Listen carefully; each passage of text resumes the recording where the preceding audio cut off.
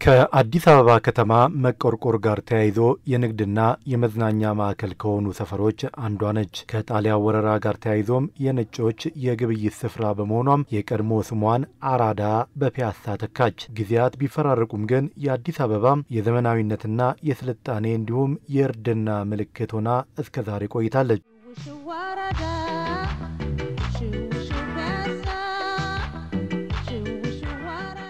ፒያሳ ስማቸውና ግብራቸው ካልተገናኙ የአዲስ አበባ ሰፈሮች አንዷ ነች። በጎዳናዎቿ ዳርና ከፊት ለፊቷ ሲኒማ ቤቶች፣ ቲያትር ቤቶች፣ የተብለጨለጩ ሆቴሎችና ካፍቴሪያዎች እንዲሁም ሌሎች መዝናኛዎችና ንግድ ቤቶች ቢኖሩም በስተጀርባዋ ግን የጉስቁልና ጥግ የሚታይባት፣ ዜጎች እጅግ አስከፊና የተጎሳቆለ ኑሮን የሚገፉባት፣ ባረጁና በፈራረሱ ቤቶች የተሞላች የተጨናነቁና እጅግ የተጣበቡ መተላለፊያዎች ያሉባት የነዋሪዎቿን ሕይወት ለበሽታ ለጎርፍና አደጋ አጋልጣ የምትኖር ጎስቋላ መንደር ነበረች። አዲስ አበባ ከተማን ለኑሮ ምቹ እንደ ስሟ ውብና አበባ የማድረግ ራዕይን ሰንቆ ወደ ስራ የገባው የአዲስ አበባ ከተማ አስተዳደር ታዲያ ፒያሳ በዝናዋ ልክ ውብ ለኑሮ ምቹ የንግድና መዝናኛ ማዕከል እንድትሆን ወደ ትግበራ ገብቶ በመጀመሪያው ምዕራፍ የኮሪደር ልማት የመንገድና ተያያዥ መሰረተ ልማቶች ግንባታን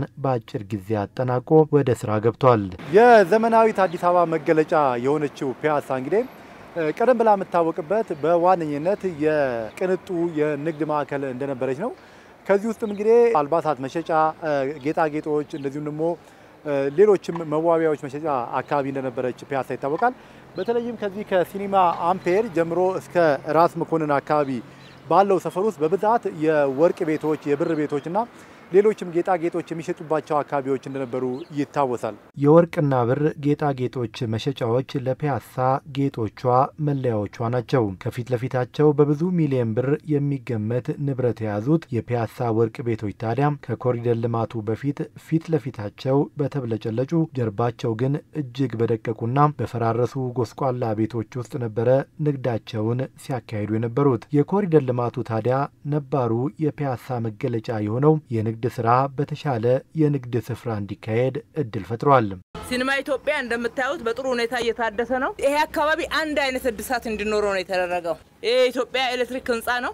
እንግዲህ ወደ ቢዝነስ እየቀየር ነው ካለነው ህንጻ ውስጥ አንዱ ነው። እዚህ አካባቢ የተነሱ ወርቅ ቤቶች አሉ፣ የተነሱ የተለያዩ የንግድ አገልግሎቶች አሉ።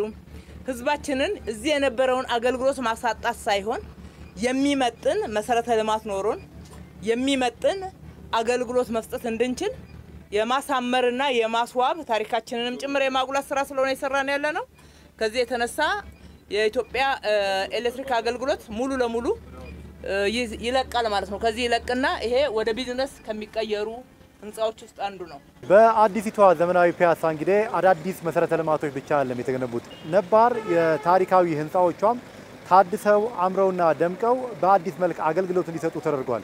በዚህ መልኩ ከታደሱና አገልግሎታቸውን በአዲስ መልክ እንዲሰጡ ከተደረጉ ህንጻዎች ደግሞ አንዱ ይህ ከጀርባ የምትመለከቱት የኤሌክትሪክ ህንጻ ነው። በዚህ በኤሌክትሪክ ህንጻ እንግዲህ በአዲሷ ፒያሳ ውስጥ የፒያሳ ድምቀት የፒያሳ መለያ የነበሩ ወርቅ ቤቶቿ በፊት ከነበሩበት አካባቢ ብዙም ሳይርቁ አብዛኞቹ በዚህ ህንጻ ውስጥ ገብተው አገልግሎትን ይሰጡ ተደርጓል።